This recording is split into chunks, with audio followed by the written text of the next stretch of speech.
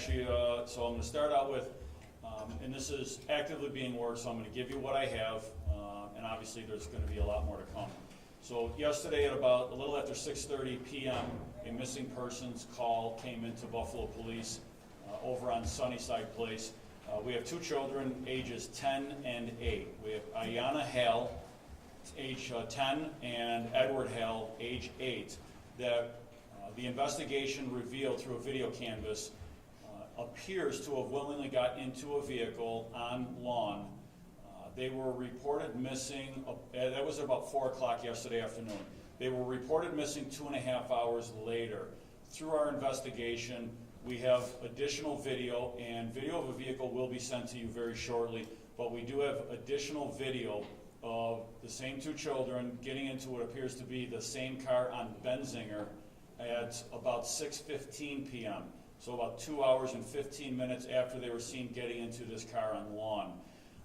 So far, what we have is that the person that reported the kids missing is a guardian and has custody of the children. We are talking to the biological mother.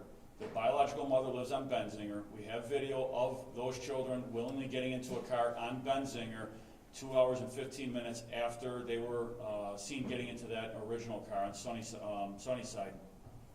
As I said, there is an active order of protection for the biological mother to not have any contact with those children.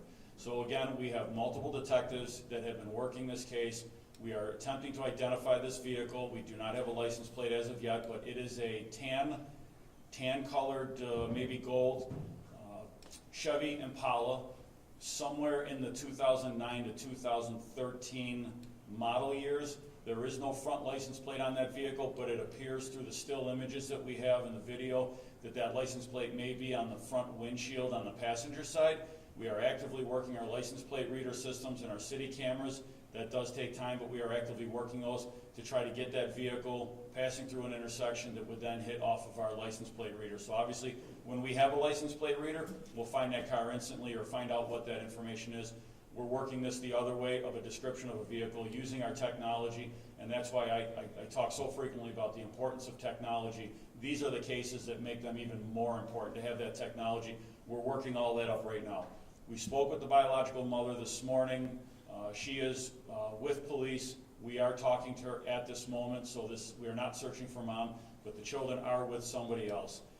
I will say, I'm sure the question is going to come, are the children in danger? We are very concerned. I cannot assess at this point the danger level, but we are extremely concerned. We want to find out who has those kids. Obviously, we want to find those kids and get them returned safely. We are concerned anytime children go missing. In this particular case, yes, we are very concerned until we have a location and we have them back in our custody. Just want to go through a couple things. So with that, I will take some questions. Why no Amber Alert then? Well, Amber Alerts are very specific, and we're working up to that. You would need to have an exact license plate and other information. Amber Alerts are not meant to, and this is not the right way to say this for this case, but they're not meant to, quote-unquote, cry wolf. You have to have very exact, specific information before you can put an Amber Alert out.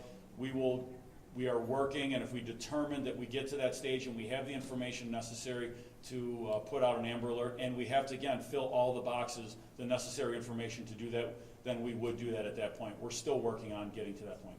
So this appears to be a domestic situation. I'm not going to call it a domestic because I don't know right now where those kids are. However, as I said, the biological mother has an address on Benzinger.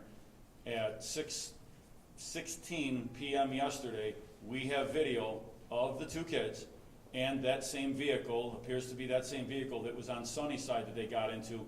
Looks like they're willingly getting into this vehicle again 2 hours and 15 minutes later on Benzinger, and as I said, the biological mother lives on Benzinger. Were they leaving her address to get into the car?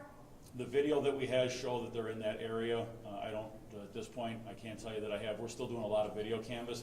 Video canvas is extensive and it takes time, but we are still working a lot of areas. We've gotten video so far from Buffalo schools. We've gotten them from private entities, so we're working a lot of angles. We have a lot of detectives working on this case.